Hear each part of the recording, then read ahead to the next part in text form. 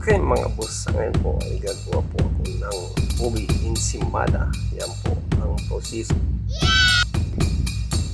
Lagyan po natin ng palaman ng ubi, ang ating nirolyo na dough. Yan po ang aking dough ginamit ay 30 grams mga boss. Yan po, lalagyan lang po natin ng palaman ng ubi mga 10 grams. Sa lahat pong bago pa lang nanonood ng aking video, paki-like and subscribe na lang po.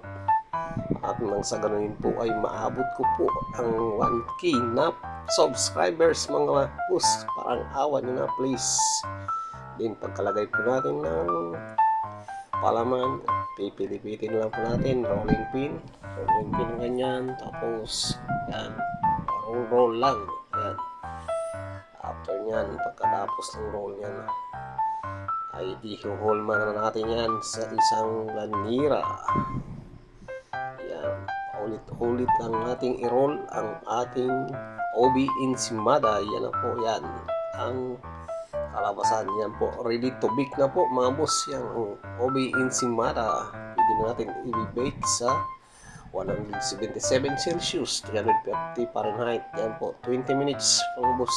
Yan, 20 minutes to baking. Yan, after nyan mga boss, palamigin lang natin ng konti. Then gagawa na tayo ng banya. Yan po, ipapahid natin ang banya.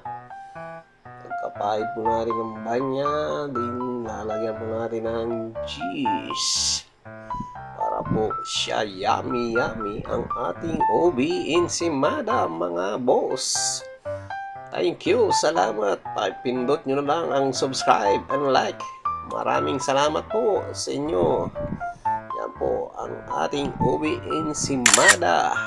Yan po, yummy. God bless.